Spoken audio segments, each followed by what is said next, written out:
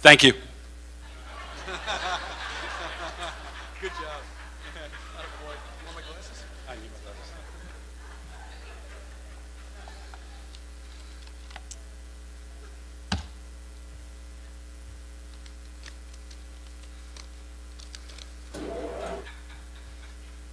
glasses. I'd like to start out by thanking the Hall of Fame committee for bestowing this honor on me tonight. I'm very grateful for the recognition that they've given to me, and I'd like to give a special thank you to John Levitt, who in a large part is responsible for me being here tonight. John is just a good guy, and always has been. I'd also like to thank Sean Morrison, who has been resilient, and he has made me feel so welcome, and I really appreciate it. I'd like to congratulate the other members of the honorees who are here tonight. Congratulations to all of you. If you're giving a speech, it's not the easiest thing in the world, as you know. I wish you the best of luck. I've thought about what to say here tonight for quite a while.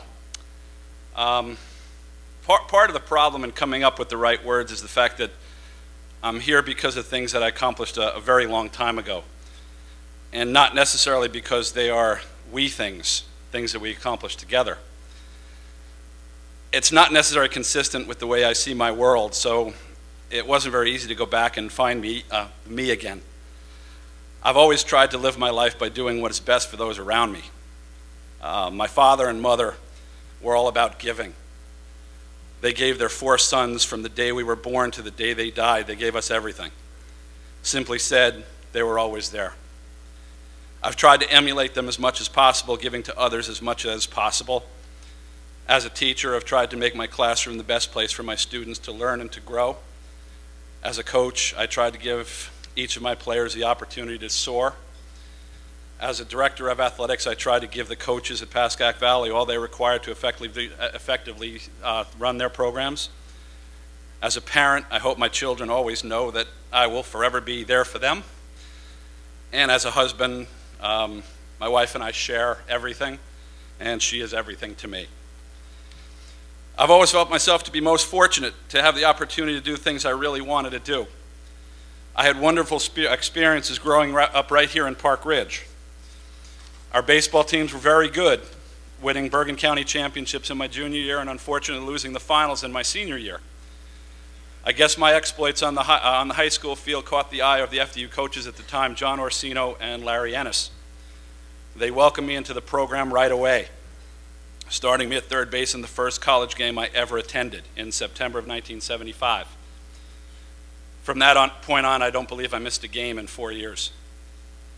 In my 4 years at Fairleigh Dickinson, I had the opportunity to play for 3 excellent coaches, John Orsino, Clary Anderson, and Harvey Woods. Each very different in their demeanor and approach, but each ultra passionate about the FDU baseball program. There were terrific players with whom I was most fortunate to play. Guys like Joe Rigoli and Jerry Spiga, Steve Dembowski, Larry Ennis, Phil Fabrizio, Michael Thompson, to name a few.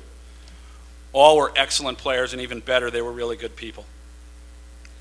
Another player, most memorable character and pretty good pitcher, was a guy named Dave Hunt, who had among the best self-imposed nickname I've ever heard. Modeled after Hall of Fame pitcher Jim Catfish Hunter, Dave called himself Catf, because he felt that since he didn't have the ER or at the end of his last name, he didn't need the ish for catfish. David Catf Hunt. I would be remiss if I didn't mention one of my favorite people of all time. That's Jay Horowitz, who was the FDU Sports Information Director and gave the world to all of us who were there. He's been with the Mets since about 1980, and he's just one of the genuinely good people.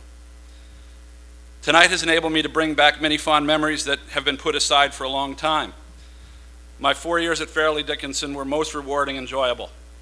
Playing baseball at the college level was often humbling, but it was always fulfilling.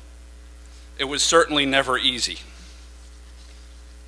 It helped to develop a sense of responsibility for playing the game properly, It taught valuable lessons about working together to achieving lofty goals. It helped to develop lasting relationships with many really good people. I'm very pleased to have had the opportunity to look back so fondly on those years. Over the past couple months, as I've looked back at the numbers from a long time ago, I guess I was a pretty good baseball player. I've always known that I've always known what I owe to my dad, my mom, my friends and family, and to Fairleigh Dickinson University. When I went to Fairleigh Dickinson, I'd hoped that my experience there would open doors that would allow me to teach high school history and to coach baseball after graduation. The door opened quickly, as 2 months after graduation, I was hired to teach and coach at Pascack Valley High School. That was the spring of 1980. I've been teaching there since, serving as the head baseball coach for 22 years and the district's director of athletics for the last 18. In summary, again, I'd like to congratulate my fellow inductees and thank all of you for coming out and sharing this occasion with all of us. I'd like to give special thanks to my friends who came from Pascack Valley tonight, certainly my family, Laura Jean and Dave, my daughters Kelly, Katie, and Jessica, and my wife Rebecca. I hope you all have a great night, and I thank you very much.